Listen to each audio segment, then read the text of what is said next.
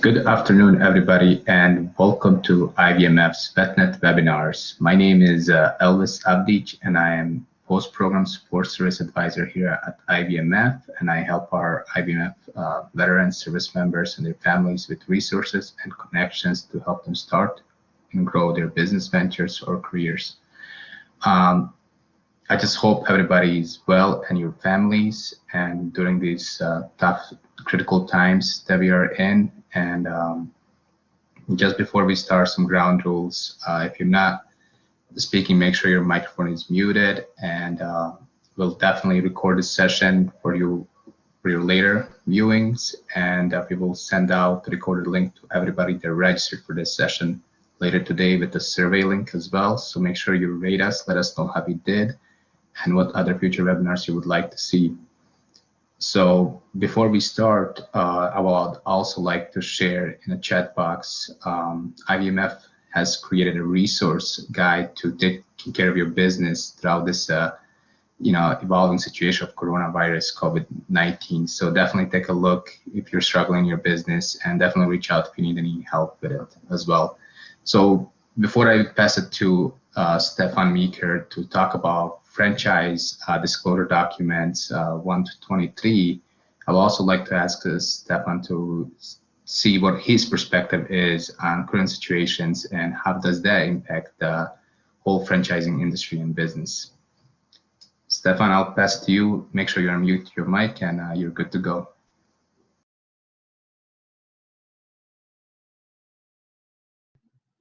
Can you hear me okay? Very good. Well, first of all, welcome everyone. It's always a pleasure and privilege to speak to our exiting military vets. So let me start with just my perspective, Elvis, for a few minutes.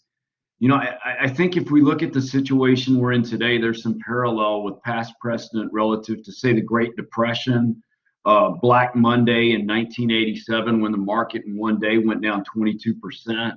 We look to, the Gulf War and the Baghdad bombings, certainly the 9/11 World Trade Center disaster. And I think in each one of those scenarios, the only given is that we overcame it.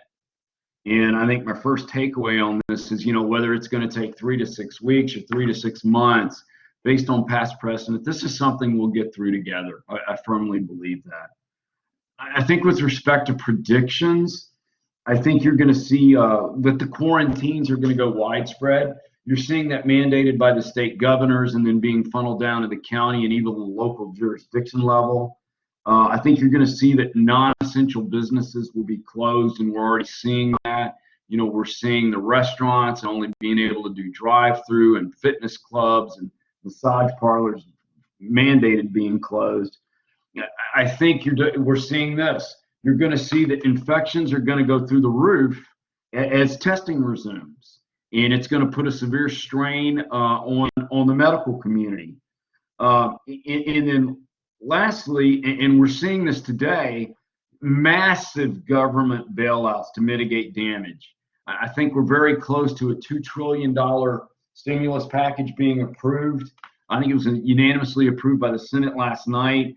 And clearly today the market is liking what they're seeing, because the market's up another 1,000 points. Especially within franchising, here's some predictions I see. First of all, and this isn't a prediction, last week unprecedented 3.3 million people filed for unemployment. Unheard of. Folks have a lot of time now working out of their home to search around, and I'll tell you, I'm getting bombarded by people based on my professional reputation wanting to connect, whether they've been laid off or they're just flat out, nervous. I think with franchisors, we are seeing an immediate move from in-person corporate discovery days to virtual discovery days using technology. Funding is dirt cheap. We're seeing it loud and clear. You're seeing SBA loans, the initial fees being waived. On retail brick and mortar, the cost of real estate, I believe, is going to plummet, which as a franchisee in that setting is going to be significant benefit. And then last but not least, taxes, the tax deadline has even been extended. So on the franchise front, quite frankly, I see a lot of opportunity, and I'm in the process of building out my second unit that I'm in. So with that said, that's my perspective from a global macroeconomic standpoint. Elvis, let's look at the slides. And today, the purpose of today's presentation is to talk about the franchise disclosure document. And in my opinion, one of the most, if not the most important tools in a franchise investigation procedure.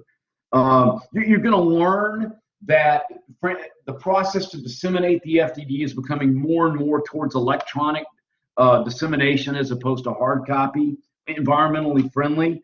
And what I want to do today is I am a multi-unit franchisee of one of the 150 concepts that I represent, Sola Salon Studios, and express permission to talk to the FDD, not as the registered agent, but to use it for educational purposes based on permission from the founder of Sola. So we'll use that to give concrete examples as we go through the FDD today. Okay, Elvis, let's go to the agenda. The first thing I'm going to do with y'all is I'll introduce myself in a slide in a second so you can understand my background. We'll talk about candidate motivations, and I'll give you 5 of the primary motivations, one of which is going to be directly attributable to the vets. We'll talk about 23 items. One of the things you're going to learn is that there's about 3,000 franchises in the United States, and if you can read one FDD, you can read all 3,000. They all have the same 23 items. They are all written consistently, uniformly in protective language of the franchisor. So we'll give some specific information around each one of these items. We'll talk about the franchise investigation process. And then last but not least, I'm proud to have a strategic relationship with VetNet, and I will happily give you my contact information so you know how to reach out to me should you have any further questions. Okay, Elvis, with that said, let's dive into this. First of all, who am I? On a personal note, I'm a dad and a proud husband. My wife is the administrator of counseling and director of counseling and psychological services for Katy ISD. She is currently working with the executive team to transition online learning to 84,000 students. My daughter is a cellist at the Cleveland Institute of Music and currently taking a gap year in Austin, Texas, working for AmeriCorps to help our homeless population as a case manager. My son is a musician and works in the restaurant industry, and he knows what it's like to be laid off, as do many, many people in that industry hoping to get back to work soon. My educational background comes from the University of Texas. I did my bachelor's in management and finance. My master's degree, MBA, comes from the University of Southern California in entrepreneurial ventures. Last year, I was recognized as a distinguished alumni in our quarterly alumni magazine. Additionally, I've been a professor for the University of Texas, Texas A&M, and the University of Houston in the business schools. It's a way for me to give back, just as this webinar is. Professionally, I've had a blessed corporate career. I work for 4 industry leaders in heavy progressive franchising level responsibility. Mobile Oil as director, Jack in the Box director, TGI Fridays International Chief Financial Officer overseeing 150 franchise restaurants in 42 countries. And last but not least, Global Vice President of Franchise Sales for Papa Murphy's Take and Bake Pizza, the biggest in the world. When I resigned from Papa Murphy's, I elected to use my entrepreneurial desire in education to become a consultant with industry-leading franchise. And I'm proud to say I'm one of franchise's top consultants. And I have helped many, many people over the last 8 years execute their respective franchise agreements through the education-based approach that I take.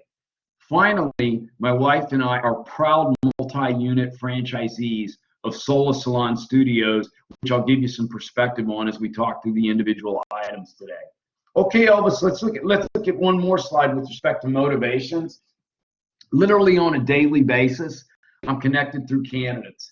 And I ask them, why are we talking? What's the motivation? Corporate downsizing. Last week, 3.3 million people. Our diversification, one of my primary motivations for doing what I did. Or maybe legacy, leaving a legacy for the children. The E2 immigration visa process. And last but not least, more directly applicable to the military vets, change. You're exiting and you're trying to figure out what your next professional transition is going to be, and franchising potentially can be one. And one of the things that you're going to learn is that statistically, military veterans outperform non-military vets. And you'll learn that the primary reason that is that you understand how to follow standard operating procedure.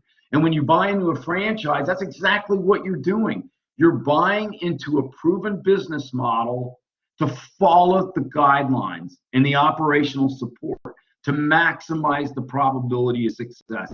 I have helped many veterans in my career, and I'm proud to do so.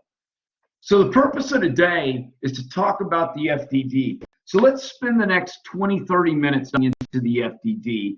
And again, all of them have the exact same 23 items. So what's the first item? Item 1, the franchisor and any parents, predecessors, and affiliates. So in this item, you're going to see certain key topics: the corporate entity type, the principal business address, where are they based, is it an LLC, etc. The description of the franchise. I'll give you an example. In the one we bought, as a franchisee, you will typically purchase or lease existing building space ranging from 3,000 to 9,000 square feet and convert or remodel the purchased space into individual size salon suites, which are then licensed to independent salon professionals. That's what they do. That's the description. The market and the competition. You know, who's our market? It's providing services to salon professionals, primarily stylists, nail techs, estheticians, and massage therapists. The market and the competition and regulations. You know, it'll talk to you about different states and local jurisdictions. And then general comments. And you'll see that the franchisor will often say, we retain the right in our business judgment to award or not award the franchise, regardless of the state of the franchise award process. So the item 1 gives a very high level overview of who the franchisor is, where they're based, what the market and competitive nature is. All right, what does item 2 do? Item 2 is the business experience, and if we can go to the next slide, that'd be great.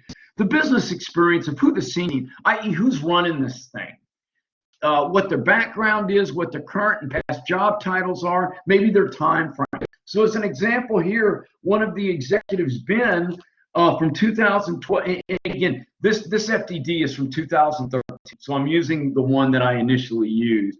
But from 2012 to then, he served as the Executive Vice President and General Counsel. Prior to that, from April 2008 to 2012, he was the president and owner of a consulting firm in Boston. So the business experience item 2 is going to highlight who the executives are functionally that run the franchisor. Okay, what's item 3? Litigation. Important. Under federal franchising law, if there is litigation, this is where it would be disclosed. How much litigation? Well, ideally none. But again, considering the maturity of the franchise or understanding that the franchise, the more mature it is, the more apt it can have to have a minimal amount of litigation. Now, if in fact under the current FDD there is no litigation, you might see some type of verbiage that says no litigation information is required to be disclosed in this item. If you receive an FDD and if you receive a mound of litigation, you want to pay careful attention to that, because you know part of the business of franchising is a relationship between the franchisee and the franchisor. So in an ideal situation, there's no existing litigation, but understanding the more mature a franchisor can be, the more apt there can be. The key is understanding it. Okay, item 4, bankruptcy. If there was bankruptcy, this is where it would be disclosed.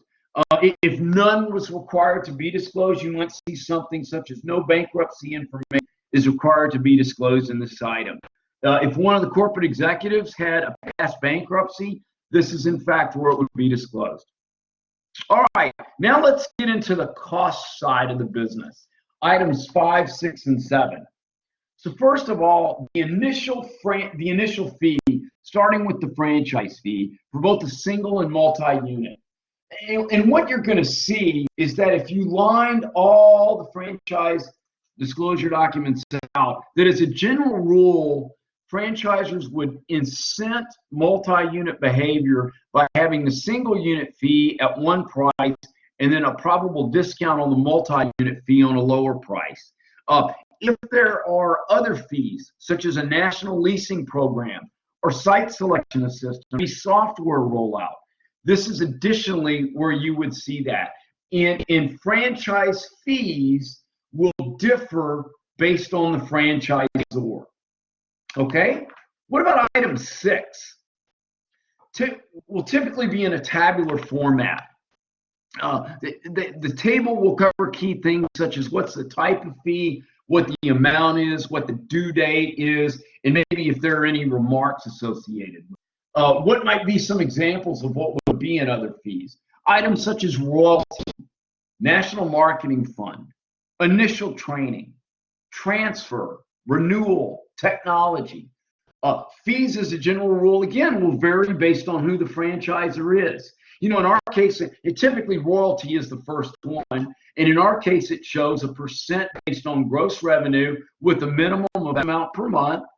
It says when it's due, the 10th of each month.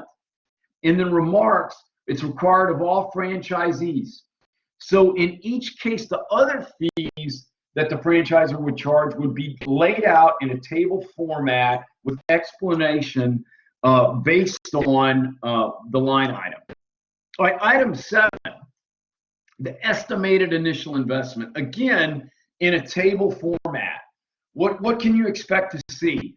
The type of expenditure amount from a low to high range with the payment method and when it was due. The total itemized summary at the bottom with explanation of certain expenses, with additionally footnoted detailed explanations. So as a rule of thumb, what you'll see in the last table line item is the total. And with the retail brick and mortar business, you are more apt to see a greater range of low to high. Why? Driven by the square footage of the business. Conversely, with a service-based business that might be home-based, you're liable to see a tighter variance because you don't have those incremental costs. But again, the item 5, 6, and 7 are key to understanding the cost structure of the franchise that you're investigating. All right, now let's talk about the item 8, which is restrictions on the sources of products and services. This is where any approved suppliers would be defined, if there's any exclusivity with respect to suppliers. And additionally, if there were insurance and computer software requirements. In our item 8, it says you must strictly follow specifications as set forth in the operations manual provided to you or within other written materials. And in our particular case, we had in 2013 2 specific exclusive suppliers that we were required to utilize. So in this case, if you're going to be obligated to use someone, this is where it would be found in the item 8. What about the item 9, the franchisee of obligation? So what does this mean? When you sign the franchise agreement, what are you legally obligated under the contractual terms of the franchise agreement to do? So what you're going to see here is a table format, and key columns are going to talk about the obligation, the section in the franchise agreement where it's found, the section in the multi-unit development agreement where it's found, and then the item number in the disclosure where it's found. So some of the topics that you might see, if it's retail brick and mortar, site selection, pre-opening, opening, fees, insurance, advertising, transfer, guarantee. So let me give you an example from ours. So the first obligation, site selection and acquisition. Where is it specifically discussed in the franchise agreement? In sections 8.02 and 10.02. In the MUTA, where is it found? In section 3. Specifically in the franchise disclosure document in item 11. So as a prospective franchisee, if you want to focus in on the specific language relative to topics such as site selection, pre-open, etc., this is where you would find and locate where the language would be in the franchise agreement and in the FDD. All right, what about the item 10? Financing. Does the franchisor provide indirect, in-house direct funding, or if not, do they possibly have a strategic relationship with a third-party funding partner? If they do not offer in-house funding, you might see something like this. We do not offer direct or indirect funding. As a consultant with franchise, we have 4 national funding partners that we use. So in the situation where the franchisor might not offer funding assistance, that can come into play. I always encourage candidates to evaluate the in-house funding that a franchisor might have relative to rollover or third-party or SBA funding to where they can maximize their individual funding strategy. All right, what about the item 11? Now, my take on the item 11 is franchisor assistance, okay? What does the franchisor do to earn the franchise fee that you pay them? All right? Some of the things that you're going to see in this are going to be pre-opening obligations and training, the development schedule for opening, marketing programs, computer systems and proprietary software. So one of the things that we do is within 60 days of signing the franchise agreement, we have to attend 2 days of training at corporate headquarters. And in that training, certain things such as orientation and overview, site selection and construction, marketing and promotion, studio licensing and documentation, operating and back office systems would all be covered in the course of a 2-day regimen. The development schedule for opening with retail brick and mortar, as a general rule of thumb, might be 1 unit a year, could be 1 every 6 months, could be 1 every 18 months, completely dependent upon the franchisor. But this is where you want to understand, when you pay the franchise fee, what is the franchisor doing to maximize the potential of success? Okay, what about territory? How is it defined? First of all, is it exclusive or protected? Is there a trade area radius differential? And I'll give you an example of retail. And what about for the right for the corporate to operate their own individual units adjacent? In our particular case, you will receive an exclusive protected territory within a 2-mile trade area radius. Now, if it's within a more dense central business district, the protected area would be limited to a 1-mile trade area radius. So this is where you're going to want to understand, if it's retail brick and mortar, as a general rule, what's the trade area radius going to be? And if it's non-retail brick and mortar, such as service-based, home-based, or light industrial suite, how is it going to be defined? Is it going to be defined based on maybe contiguous zip codes, household income, population, etc.? Very key item to make sure that you understand. All right, what about the item 13? If in fact the franchisor had a trademark, this is where it would be listed. They would show the mark and registration number, the physical date when it was registered, and the principal or supplemental register of the United States Patent and Trademark Office. All right, what about item 14?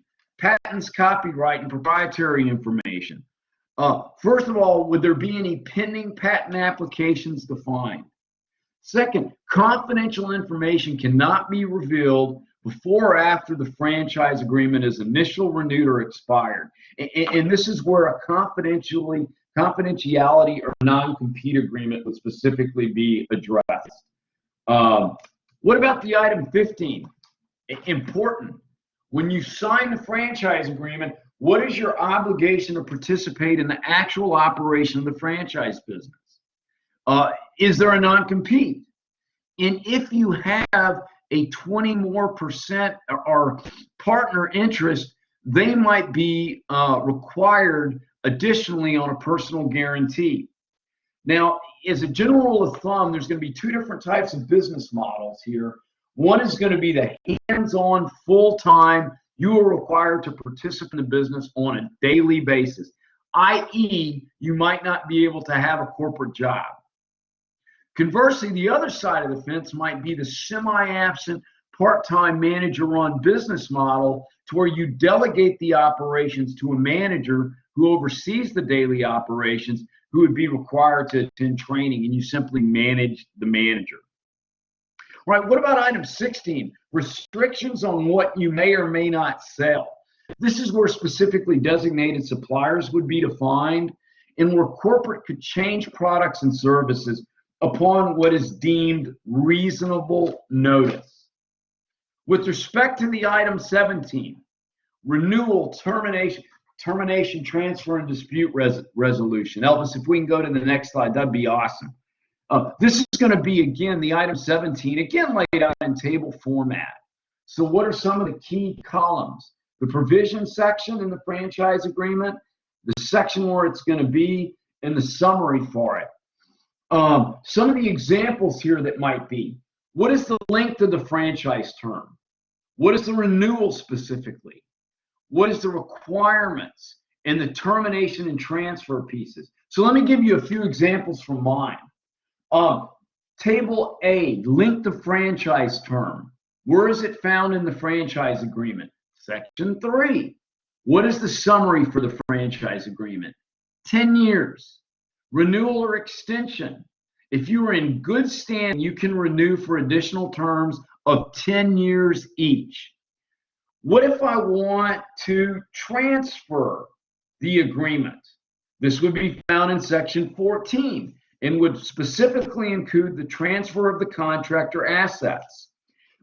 So item 17 lays out different topics that are important provisions of the franchise agreement, and it guides you to the specific language of where they can be found in the franchise agreement. What about item 18, public figures? Pure and simply, if there are public figures, this is where this would be stated. All right, what about the item 19? Highly important. Few key points here. Franchisors are under no legal obligation to make a financial performance representation on sales, earnings, and expenses. First point. Second point, registered franchise sales agent can only discuss what is included in a financial performance representation. So if a franchisor does not make any financial performance representation, then that registered agent cannot talk to anything with respect to revenue or expense. If they make a representation relative to revenue, they can speak to it on a general level. Finally, they must be realistic and they can help to model assumptions. So key points here. Again, the majority of the franchisors that I represent do make financial performance representations, which help make it a bit easier to make assumptions when in fact in the modeling process relative to expected earnings or return on assets or EBITDA, etc. Key point. But again, keep in mind, legally, they're not obligated to. Another thing, typically you'll see something in bold with respect to this language. Some outlets have earned this amount. Your individual results may differ. There is no assurance you'll earn as much. A franchisor cannot guarantee financial performance. So they can't guarantee you a certain EBITDA percentage or net income. Your assumptions come through a combination of financial performance representations that have been made in addition to validating with existing franchisees key questions that you asked. All right, what about the item 20? Outlets and franchisee information. Well, first of all, you're going to see 5 tables. They're going to talk about the system-wide summary, franchise versus affiliate-owned equals total locations. Then they're going to talk about transfers. Then they talk about franchise locations, and that's typically broken out by state, and where they'll talk about outlets at the beginning of the year versus the ending of the year, how many opened, how many terminations, non-renewals. reacquired by the franchisor, and how many might have ceased operations within that given FDD year. The company-owned offices, where they are, how many there are, and then in projected openings, which is typically done by state. Additionally, who are the franchisees? And in our particular case, it lists their owner's name, it lists the physical address, the state, and the phone number. Sometimes it might list the email address. And then another section is the franchise agreements that have been signed, but where the outlets have not yet been opened. So there's a wealth of information in the item 20 relative to specific franchisee information. Right, what about the item 21, the financial statements? This is where the balance sheet, the statement of operations, owner's equity cash flow would be found. 3 years of audited financial statements are required, since most franchisors create a new business entity when they begin franchising. And what's happened is the Federal Trade Commission has developed a phase-in rule that allows a startup franchisor to provide an unaudited balance sheet in the first year of franchising, and then an audited one in the second year going forward. And note, this is on a state-specific level, as some states haven't adopted this rule yet. All right, what about item 22, the contracts? Well, when you get to the point that both parties make a mutual decision to move forward is when the franchise agreement is produced. The franchise agreement is an actual exhibit item under the item 22. So the franchise agreement is in the actual FDD. What are some other things that are in there? The addendum, maybe the electronic payment authorization, the guarantee, the general release. So different contracts are listed under exhibit letters and attached numbers. And then last but not least, the receipt. When the franchisor in the item 23 sends the FDD out, so we can go to the next slide, they're going to ask you to document receipt. And if it's sent via DocuSign, you simply document that you received it on the date it was received. This is simply part of federal franchising law. Legally, a candidate cannot execute a franchise agreement until they have had a minimum of 14 days to review the agreement to make an educated-based decision. As a general rule of thumb, my run rate is about 60 days from start to finish before an agreement is funded. The protective rule of 14-day minimum is to protect the candidate. And again, when they ask you to sign the receipt, this is not saying you're buying the franchise the day they send the FDD. It's simply acknowledging that you have received the FDD. Okay, as I stated earlier, the receipt of the FDD is one of the most important pieces of the franchise investigation procedure document. So what is the franchise as part of this? So when a candidate is connected to me, it starts with the introductory call where we talk about the motivations. And the transferable here with the vets is the transition. Then leads to a completed questionnaire, and then the most important piece is the consultation, where we dive into the specifics of what that candidate leads, which produces the model, which identifies the key characteristics, which is what we use to identify the concepts.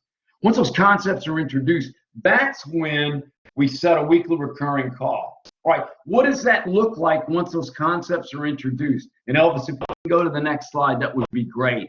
I use a football field analogy. I'm a Texas Longhorn, so I use the analogy. The day that I introduce the concepts, you're in the goal, you're in the end zone. To make an educated buying decision, to execute franchise agreements, you got to go the length of the football field. So what's that the first 50 yards about? Well, at some stage, it's going to be the dissemination of the FDD, which is the purpose of today's call. It will also include a functional breakdown of unit economics, marketing, operations. So by the time you get to the 50-yard line, you should have a sound baseline of the franchisor and be in a position to ask intelligent questions to the franchisees who you'll validate with. Now you're marching toward the other goal line. So validation's key. How many franchisees do you speak with? I spoke with 4. And what I learned was a range of performance. Finding a range of performance for me was critical because I learned what the top performing guy did versus what one of the underperformers did not do. And for me, that was very helpful as I launched my business.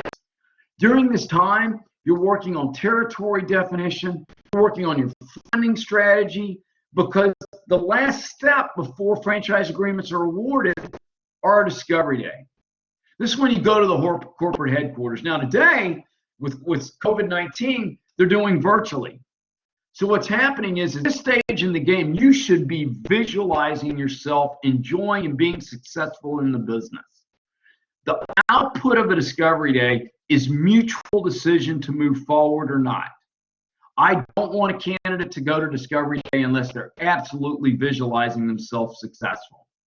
As a general rule, the following business day after discovery day is done, there will be a formal decision call, at which time, if both parties want to move forward, franchise agreements would officially be awarded. As a general rule of thumb, statistically, about 90% of people execute franchise agreements as individuals up front, and they might assign the franchise agreement over to a created entity after the fact, be it an LLC or maybe a C Corp as example. Okay, what's the last slide? Last but not least, if anybody has any specific questions for me, that's my cell phone number. Text me. That's my email address. If you email me and you don't hear from me by the end of a business day, text me because you probably got spammed. But my strategic relationship with VetNet is to help guide our vets in whatever capacity I can. So Elvis, with that said, I know earlier when we talked, I know you had already some questions that were emailed into you prior to this by people, and my guess is you've had some other ones. So let me just start with you, turn it back to you, and let's have you ask some questions. Thank you, Stefan, for a great presentation. Definitely. Let's answer. Jason has a question, and also I'm going to allow participants to actually unmute themselves and ask questions as well. So let me enable that session right now. You guys have it. So Jason's question is, how do you break into markets that are currently locked out by other original franchisees? For example, it would be successful in an area, but can't buy or build because there are agreements already in place. That's an excellent question. Okay, so first of all, Jason, one of the answers to that question comes in the item 12 where territory is defined. Okay, and that's going to depend upon if that territory is exclusive or protected, etc. Now, with that said, let's just use an example. Let's say that it's a market where it's a retail brick and mortar concept, and let's say that market is able to support 10 stores. Let's say that those 10 stores are bought, all 10 licenses have been bought by, let's say, 3 franchisees. Maybe 2 of them did a 3-unit deal and the other one did a 4-unit deal. And in this example, let's assume that their development schedule is tied to opening 1 a year.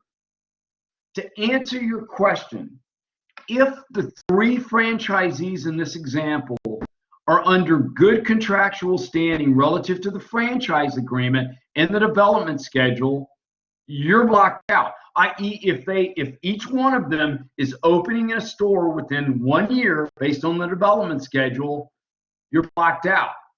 Now, in this example, if 1 or 2 of them opens the first unit or for whatever reason says, okay, we're not going to open our 2nd or 3rd unit, or if they fall behind on their development schedule, and if they're not working with the franchisor, under the contractual terms of the agreement, in this example, that territory can be taken back and released for sale to a new external candidate or an existing internal candidate.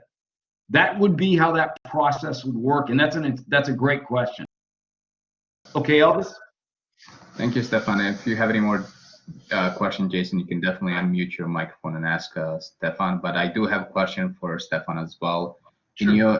item 23, when you mentioned about receipts, if I, let's say I'm buying a franchise and I sign the receipt, does that mean I have to buy a franchise or no? Okay, so this was a question that was emailed prior. So understood. As I stipulated in the item 23, when they're asking you to sign the receipt, it's nothing more than an acknowledgement that the FDD is received, and that's part of the compliance function of federal franchising law, documenting holding it a minimum of 14 days. Got it. What you got next? Thank you. We also had a question about franchising fees. Are they all the same, or the different franchisors charge it differently? That's a great question. If you lined all 3,000 franchise disclosure documents, what you'd see is the answer is no. They will vary dramatically. Within our inventory, I believe the lowest franchise fee for a single is 25,000, and the highest is 100,000. So the franchise fee is one of the key components of the cost structure. But to answer your question, yes, they will vary based upon that franchise. That's a good question. And what about the royalty fees?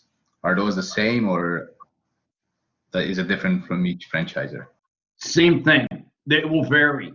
It might be based on a percentage of gross sales. It might be based on net sales. It might be a fixed rate. In our inventory, it goes from 0 in the first 6 months, $0, to low double digits % of gross revenue. Another good question. We had a question about what is negotiable in a franchising agreement. That's a great question. This is a general comment, but the more mature that a franchisor is, the more or less apt they are to negotiate anything in a franchise agreement. In my opinion on that is when they begin to make exceptions for individuals, they can open themselves up to legal liability. So again, as the more mature a franchisor is, the less apt they are to negotiate anything. Now, the more pioneer a franchisor is, the more flexible you might be able to find with maybe respect to how they define territory, or as one example, maybe the development schedule is another example. With respect to our inventory, do not expect them to negotiate royalties or franchise fees, but you might be able to get somewhat of a deal on a development schedule or on territory allocation as two examples. Thank you. Also, I have another question that came in is, what is the best way to make your financial assumption on potential returns?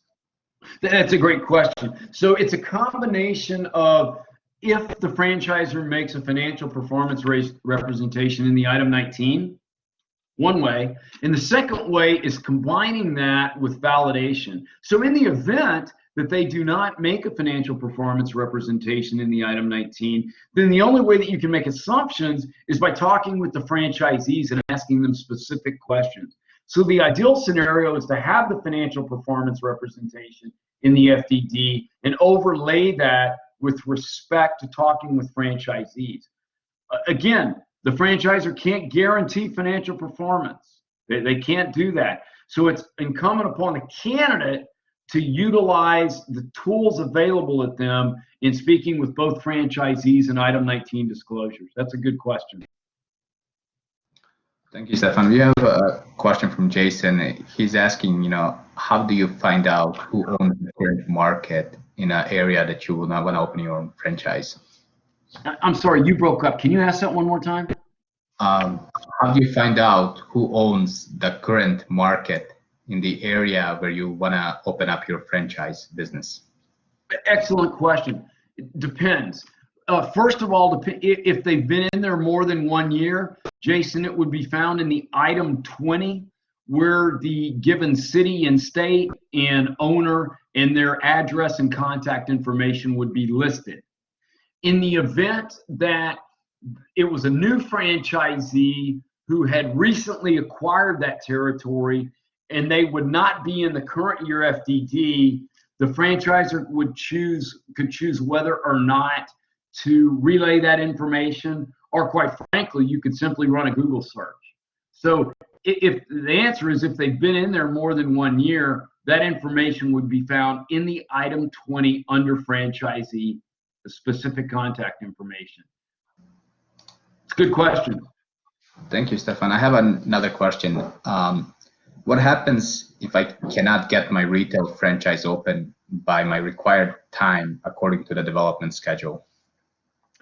That's another good question. So as a general rule of thumb, the franchisor is looking for good communication, first of all. So if it's retail brick and mortar, after you execute your agreement, you have to go through training, and then you have to work on site acquisition, which goes to a letter of intent, which goes to a lease phase, which ultimately goes to the build out and ultimately opening. Let's assume that the development schedule is 1 a year. In our particular case, it took us 2 years to get our first unit open. We were technically in default of our development agreement, but why? Because the landlord that we used went through a senior level management change that for a year they set idle on our letter of intent. So the reality of that was we stayed in good contact with the franchisor, updating on a weekly basis as to what steps we're moving forward relative to the development schedule. So as a general rule of thumb, if you're communicating well with them, they tend to work with you, has been my personal experience. If the franchisors don't offer any funding, is there any other options for you to secure money or to get loans and things like that? Yeah, I think like we talked about when, I was talking about macroeconomic conditions. Right now, the SBA they're waiving fees up front. Additionally, I would always encourage someone to talk to their local bank where they might have a long-term relationship with. Additionally, we have 4 national funding partners. That's what they specialize in funding transfers. So the answer is there's multiple avenues for that. As a general rule of thumb, the higher a person's credit score is, the better. If somebody's got an 800 credit score today, they can do about what they want to. Additionally, the lender is going to be looking for capacity to repay, collateral, etc. It's a good question. Thank you, Stefan. I forgot which item was it, but I meant, either if you're going to sign in to be or like a full-time manager in your franchise or a substantial like overseeing your manager, like in regards to training, like if you are just overseeing a franchise manager you said has to go to training, but what about you as a owner overseeing the you have to take the training? No. That's going to depend on the franchisor and the specific language in that item number. As a best practice, even many of the deals that I have are semi-absent, part-time, unscalable businesses. As a best practice, I always strongly encourage the franchisee to attend training with their designated manager. With me, I don't have a manager. I run it myself. Now, it's a semi-absent business, but the reality is I invested a significant amount of money, and ultimately, if that business failed, I had to look at myself in the mirror and take ownership. So whenever anybody is investing their personal monies, even if it's semi-absent, I strongly encourage them to attend training so they have a good foundation for that daily operation of the business. Thank you. And what happens, let's say, an unforeseen accident or something happens to you as an owner, or you die, or you get badly hurt? Like, what happens?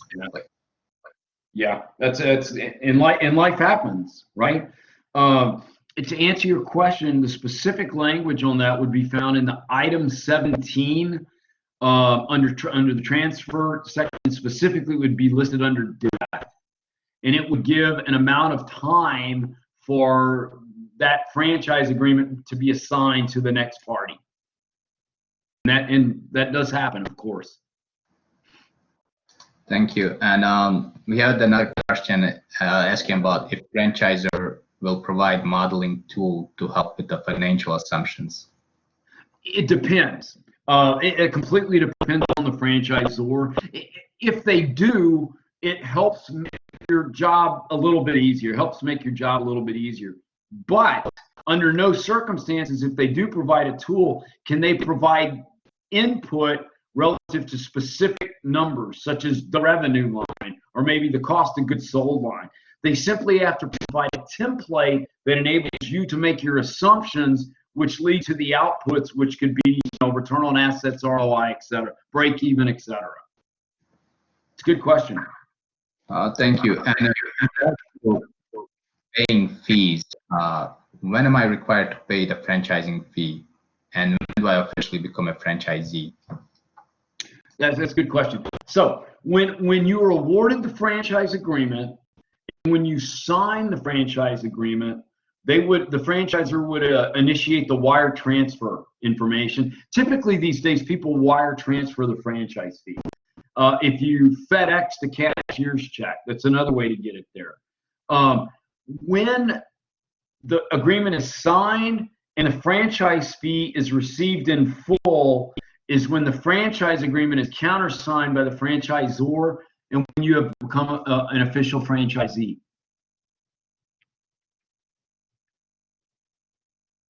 Thank you, Stefan. And I have a last question from our audience here is about the agreements. Is the franchising disclosure item agreement is the same as a final franchising agreement? Yeah, as a general rule, yes. So the language of the franchise agreement in the FDD would be specific to the agreement you'd ultimately receive. Could there be a difference relative to an addendum or a modification based on an edit to development schedule or maybe territory realignment or whatever? It depends. It's possible. So in that example, if there was, that would be an addendum or an exhibit attached to the actual franchise agreement. Thank you very much, Stefan, and that's all the questions in the inbox. And I'll give a few seconds to Jason to see if he has any last questions. But besides that, I just want to thank everybody out there, and I just want to remind you to stay safe. And if you are struggling or you would like to know a little more about resources and taking care of your business in this epidemic situation crisis, please visit our IBF website on taking care of your business and resources on COVID-19. And also, I just want to remind you that this webinar is being recorded and everybody registered will receive a recorded link. And you can always reach out to me or Stefan for any more information or questions that you might have. I would also like to remind you that our next VetNet webinar is on April 9th. And we're going to have guests, some of the employers, Amazon Web Services, Instant Group, Jacobs, and West Bank. So definitely join us for Employer Spotlight on 9th. And also IBMF is working with the Small Business Administration Office to create a couple of webinar series on actually doing business in this crisis situation that we have right now with the COVID-19. So stay tuned as we advertise. Besides that, thank you, Stefan, so much. And it's been a pleasure. Thank you. God bless everybody.